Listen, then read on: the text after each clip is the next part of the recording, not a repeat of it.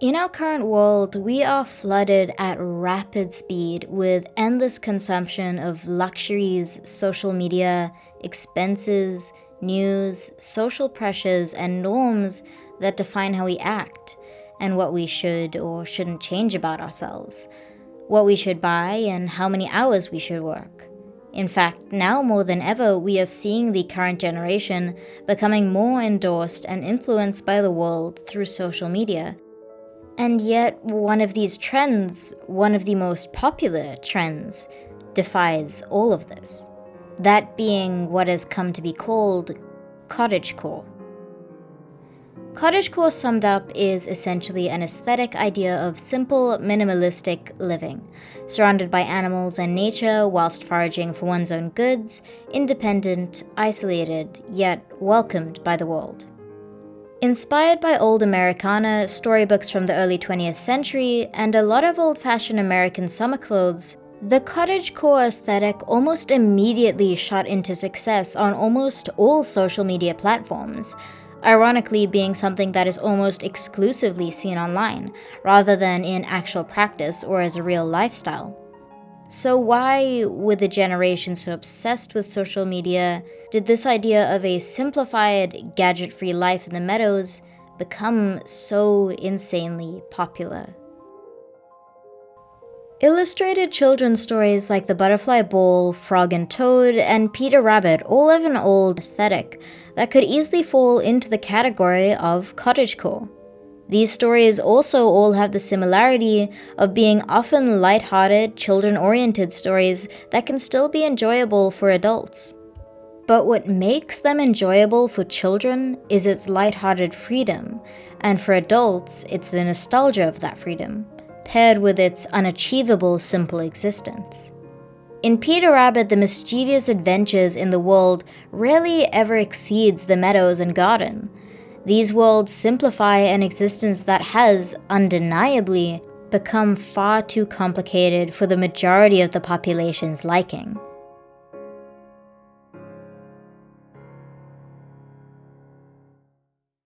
In the world of this story, all that seemingly matters is to have fun and listen to the poems and music of the bizarre creatures around us.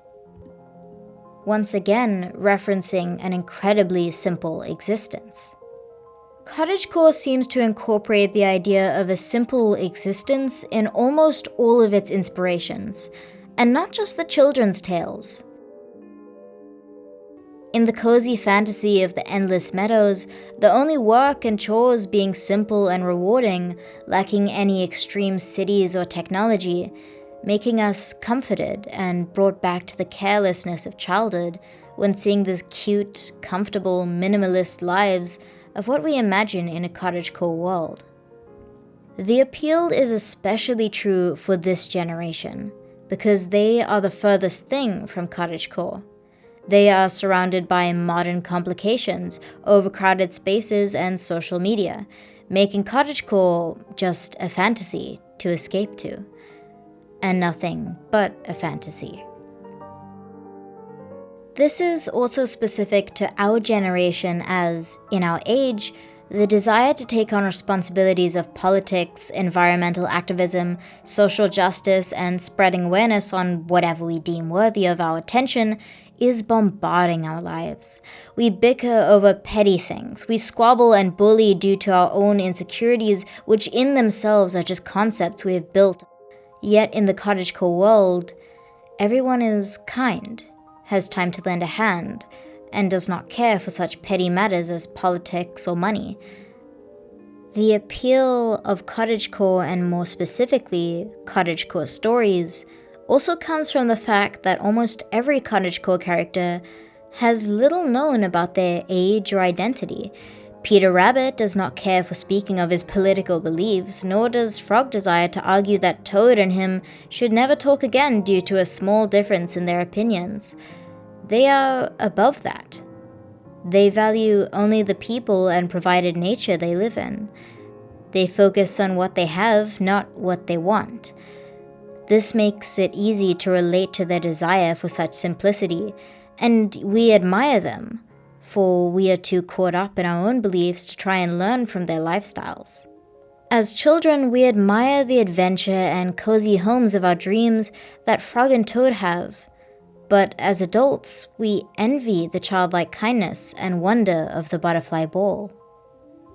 Despite the fantasy of Cottagecore, truthfully, when these stories like The Wind in the Willows and Frog and Toad were made, they were inspired by very real things. The clothes, environment, and behaviors are all very much reflective of what it was like to live as a young person around the time that authors like Daniel Lobel and Alan Aldridge likely grew up in. The meadows of grass, the clear streets, the fashion and manner of speaking. Although romanticized versions are depicted in their stories, there is a clear reference to how they lived. They were based off real life, often from the perspective of their childhoods and adventures as young children.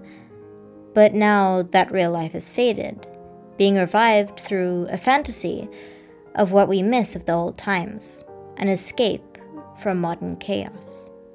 An escape that has been revived by the people who desire to escape the often lonely and cold modern world.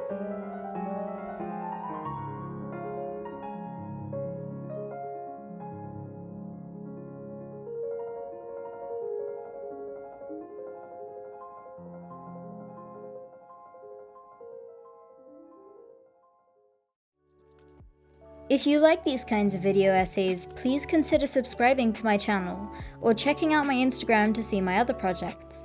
Thank you for watching.